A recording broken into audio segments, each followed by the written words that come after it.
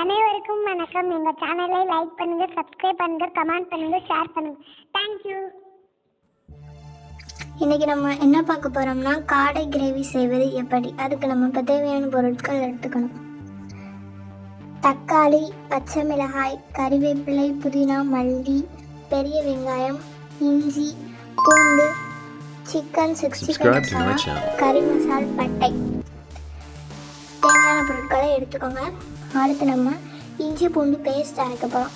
அதுக்கு தேவையான அளவு பூண்டும் தேவையான அளவு இஞ்சியும் நல்லா எடுத்து அதை கட் பண்ணி தனியாக ஒரு பாத்திரத்தில் எடுத்துக்கோங்க. அதை மிக்ஸி ஜாரில் போட்டு நல்லா அந்த கட் பண்ணி வச்சுருந்ததை எல்லாம் போட்டு நல்லா அரைச்சி எடுத்துக்கோங்க.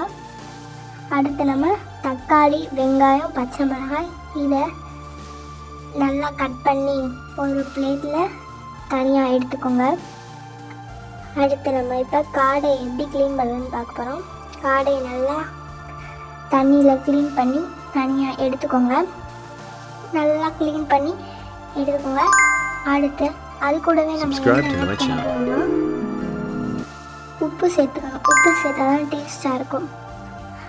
அடுத்து நம்ம ஒரு ஸ்பூன் தேவையான அளவு சிக்கன் 65 மசாலா எடுத்துட்டு அது கூடவே நம்ம அரைச்சி வச்சுருந்த இஞ்சி பூண்டு பேஸ்ட்டில் கொஞ்சம் ஆட் பண்ணி அது கூட நல்லா செய்கிற மாதிரி நல்லா அதை கிளறி விடணும். நல்லா மசாலா மிக்ஸ் ஆகிற மாதிரி நல்லா கிளறிக்கோங்க. அடுத்து எப்படி செய்கிறதுன்றதை நம்ம பார்க்க போகிறோம். எண்ணெய் ஊற்றிட்டு அது கூடவே நம்ம கறி மசால் பட்டை பேக்கெட்டில் உள்ளதை ஆட் பண்ணணும். கசகசாவை தவிர மற்ற எல்லாத்தையும் நம்ம அதில் ஆட் பண்ணணும். கசகசாவை தவிர மற்ற அதில் உள்ள கறி மசால் பட்டை பேக்கெட்டில் உள்ள எல்லாத்தையும் ஆட் பண்ணிக்கோங்க. அடுத்து அது கொஞ்சம் நேரம் ஆகும் வரை கொஞ்சம் வெயிட் பண்ணணும். அடுத்து நம்ம என்ன ஆட் பண்ணணும்னா பெரிய வெங்காயம். நம்ம கிரேவிக்கு பெரிய வெங்காயம் யூஸ் பண்ணுறோம். அதை நல்லா கிளறி விடணும்.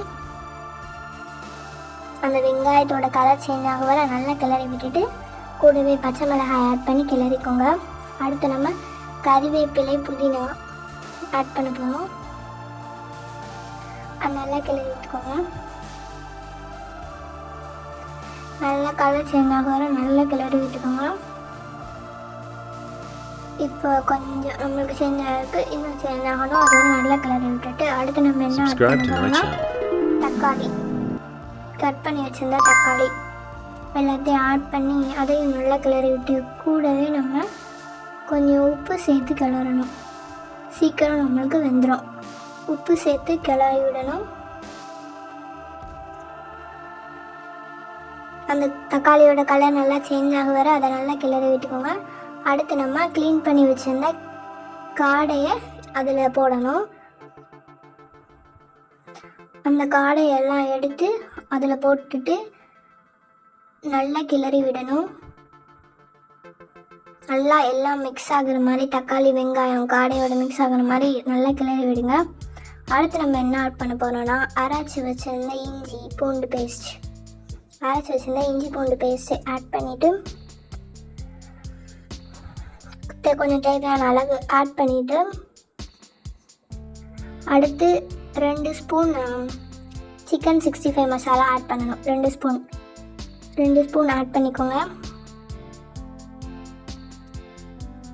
2 ஸ்பூன் ஆட் பண்ணிவிட்டு அதையும் நல்லா கிளறி விடணும். 2 ஸ்பூன் சிக்கன் மசாலா, அந்த இது நல்லா கலர் கொடுக்கறதுக்காண்டி நம்ம நல்லா 2 ஸ்பூன் சிக்கன் மசாலா ஆட் பண்ணுறோம்.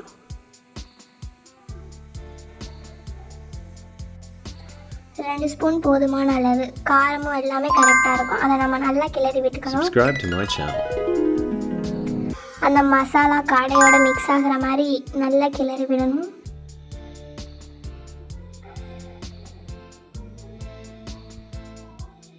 நல்லா கிளறி விட்டுக்கோங்க.